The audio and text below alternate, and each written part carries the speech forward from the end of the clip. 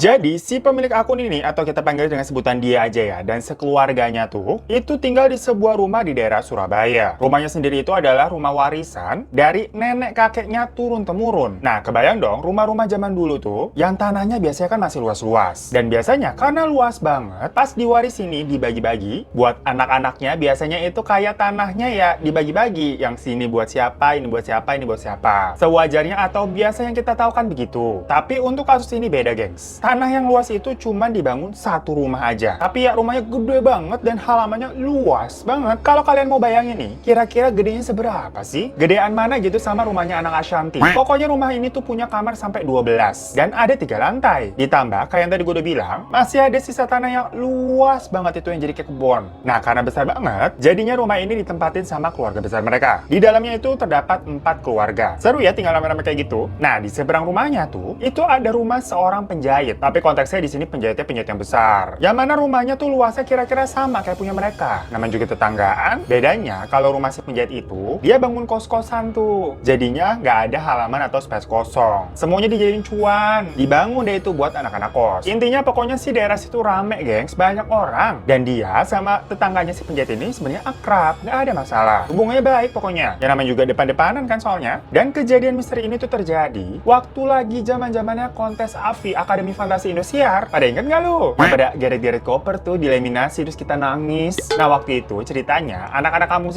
itu suka ngumpul di rumahnya dia di terasnya gitu karena emang paling gede untuk ceritanya main ala-ala manggung di AFI gitu halu-haluan. Dan dia inget banget nih dirinya sama teman-temannya itu lagi mempraktekkan menjadi Romi AFI katanya yang keeliminasi jadi goret-geret koper. Mohon maaf ini ceritanya agak absurd ya. Dari awalnya mau cerita AFI mau cerita pocong sih. Tapi tiba-tiba dari dalam rumah si penjahit itu ada suara ledakan yang keras banget. Boom!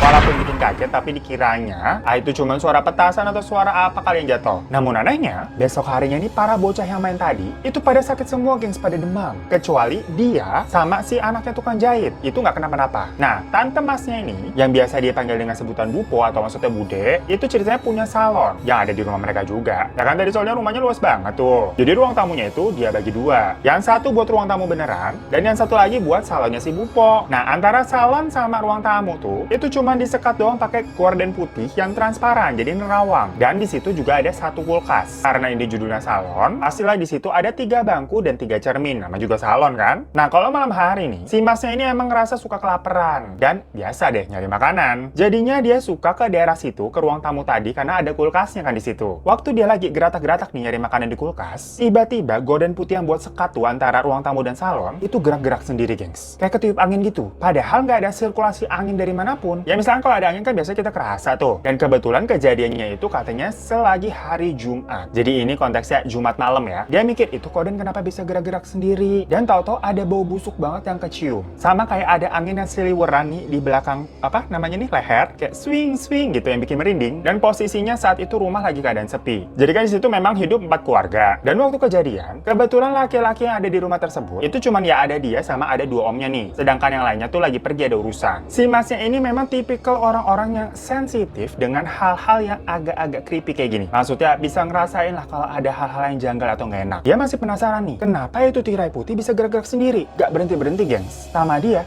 dibuka itu kordennya. Dan kaget banget waktu dia melihat sosok pocong di kaca salonnya Bude. Jadi karena dia melihatnya di pantulan cerminnya, itu sosoknya setengah badan. Matanya hitam kosong, dan kayak tulang pipinya nonjol banget gitu. Karena hal tersebut dia langsung putar balik gitu, pura-pura nggak ngeliat, sambil jalan ke kamar neneknya. Dia emang jalan, gengs, bukan lari. Soalnya boro-boro mau lari, kebayang nggak sih lo kalau ngeliat hal kayak gitu dengkul lemes banget, berat gitu rasanya. Udah syukur dia masih bisa jalan tuh. Sebenarnya katanya sih dia mau teriak, tapi kayak nggak bisa gitu. Yang ngerti lah saking shocknya nih gimana. Bingung dengan kejadian tersebut karena juga cepet banget kan. Akhirnya dia langsung masuk ke kamar neneknya, buka pintu deh dia. Maksud hati biasanya kan kalau orang tua nih itu lebih berani misalkan karena ibadahnya lebih kenceng atau ya udah nggak takut lah sama hal begitu. Pas dia buka pintu, ternyata di dalam kamar neneknya juga ada pocong. Yang kali ini dia ngeliatnya lebih jelas. Langsung ke sosok pocongnya. Soalnya kan kalau yang pertama tadi dia ngeliatnya lewat pantulan cermin. Nah kalau yang ini bentuknya tuh tinggi besar dan tulang-tulangnya itu lebih terlihat jelas gitu ya. Namun yang ini seperti nggak ada bola matanya, gengs. Jadi udah blas hitam aja gitu. Di situ masnya ini udah mau teriak sekenceng-kencengnya. Saking kagetnya kan. Tapi pas dia mau teriak, pocongnya ini kayak malah mengeluarkan sebuah suara kayak serak-serak gitu kayak gitu guys. Nah karena suara yang serem banget gitu, otomatis emasnya ini langsung nangis, dan nangisnya itu kenceng. Yang mana neneknya lagi tidur tuh di kamar, langsung kebangun. Dan seisi rumah langsung nyamperin dia. Dan saat semua orang rumah itu udah ngumpul, di saat itu juga pocongnya hilang. Proses hilangnya juga halus guys, kelihatan kayak asap ser gitu. Lalu ceritalah dia tadi tuh barusan ngeliat apa. Orang rumah ini kebetulan percaya-percaya aja sama ceritanya, karena masnya ini memang dikenal bisa ngeliat. Sementara karena tadi masnya ini kan cerita ngeliatnya juga ada di salonnya Bude sama di kamar nenek kan, tapi yang di kamar nenek itu udah pergi. Akhirnya budenya nih sama suaminya itu ngecek lah ke salonnya, dan ternyata ya iya dong, masih ada itu pocong di situ, masih di dalam cermin gengs. Teriak lah itu mereka berdua, ngeliat begitu langsung hibrid. Akhirnya semua orang langsung pada kumpul di satu tempat, terus baca-baca ayat kursi. Dan itu kejadiannya udah sekitar jam 2 malam. Suasananya jadi tegang banget karena ya semua orang jadi panik ketakutan. Pokoknya ada yang pada baca ayat kursi, neneknya juga sambil teriak-teriak nih, ya Allah ini ada apa, tolong, ya Allah ini kenapa. Dan di situ maminya si masnya nih itu memang ceritanya mentalnya paling bajak lah, paling kuat, istilahnya Mama Jagger. Beliau ini akhirnya naik ke lantai 3 sendirian untuk mengambil kayak sebuah keris atau bisa dibilang benda pusaka lah, bentuknya kayak gini. Jadi memang ternyata benda tersebut adalah peninggalan dari kakek mereka dan masih disimpan sama si maminya itu. Habis itu tahu-tahu di atas ini terdengar kayak suara-suara benda-benda jatuh, ada suara sering pecah atau kayak benda brak bruk brak bruk. Dan kedengaran juga ada suara maminya yang teriak sambil kayak mengumpat pakai bahasa-bahasa apa sih, kasar lah ya, khas Surabaya. Gak lama maminya ini turun dan semua orang masih mengumpul di satu ruangan. Di situ maminya langsung minta tolong buat ngelepasin semua korden yang ada di rumah itu di lantai 1. Pokoknya udah semuanya turunin kordennya. Lalu maminya ini mecahin 3 cermin yang tadi di salon tuh. Ditusuk itu tadi pakai pedang.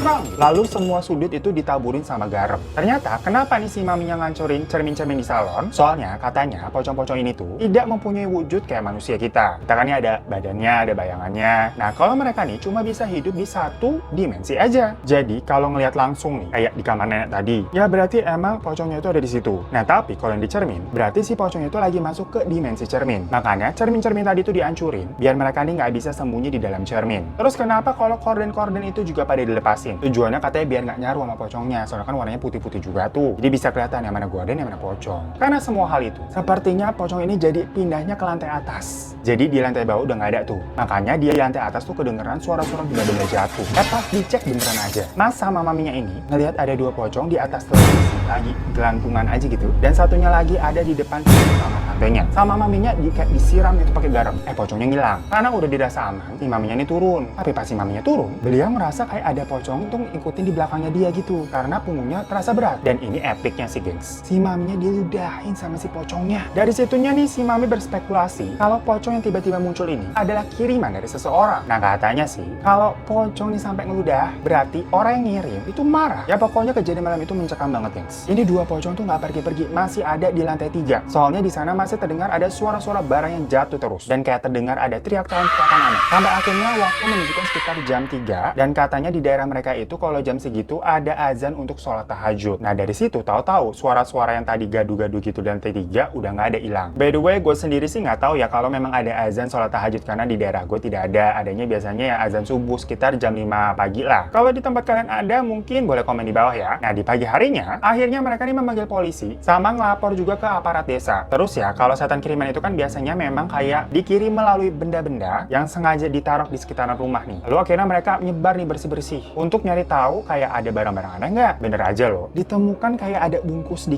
kain kafanin gitu, yang mana langsung heboh lah mereka. Lihat nih ada bungkusan aneh nih. Pas dibuka, ternyata itu isinya adalah tulang dicampur kayak tanah kuburan, yang mana cerita ini jadi nyebar ke satu kampung, geger. Warga kampung pada langsung rame-rame datang untuk ngelihat itu bungkusan, dan jadinya banyak juga nih orang-orang dari masjid yang datang juga buat bantu-bantu doa biar rumahnya jadi aman dan gak kejadian lagi kayak yang semalam tadi tuh. Pas lagi didoain, itu bungkusan tahu-tahu kelempar gitu pindah ke rumah si penjahit di depannya. Lah orang langsung kepo dong, itu kenapa loncat sendiri itu bungkusan? Datanglah mereka nih kucuk-kucuk ke rumah si tukang jahit, digedor-gedor, tapi nggak ada yang bukain pintu. Akhirnya dobrak aja. Dan di dalam rumahnya itu ternyata memang banyak banget alat-alat klinik semacam ya mistis, kayak ada gundukan tanah, keris, kendi air, kembang-kembang, bungkusan putih, ya macam-macam lah. Ada juga kayak botol-botol, boneka kayak buat yang nyantet-nyantet gitu tuh, sama foto-foto orang yang kagak tahu juga itu foto siapa. Tapi di dalam rumah itu udah nggak ada orangnya, gengs. Jadi si tukang jahit sama keluarganya udah nggak ada di situ, kayak pergi gitu, kayak kabur. Namun di situ kan ada kos-kosan. Anak-anak kosannya ini masih ada semua, dan mereka sebenarnya nggak ngerti nuruti apa-apa juga. Kemudian 2 hari setelahnya, ternyata si penjahit nih itu janjian sama beberapa anak kos untuk ya nagihin bayar sewa. Karena si anak-anak kosnya ini udah pada tahu kan kemarin heboh-heboh tuh, dan warga emang pada nyariin kan. Akhirnya anak-anak kosnya ini pada kong kali kong sama warga untuk ngejebak si tukang jahit. Ya udah, pokoknya akhirnya si tukang jahit itu berhasil dijebak, dan ternyata memang benar dia yang mengirim pocong ke rumah tetangganya tersebut. Akhirnya dia dipenjara. Lalu rumahnya dia sama kos-kosannya semuanya itu akhirnya harus dijual. Dan niatnya mau dibongkar juga buat dijadiin lapangan. Tapi pas mau dibongkar nih, itu ada satu ruangan yang katanya belum boleh dibongkar. Nanti kenapa-napa takutnya. Jadi ya,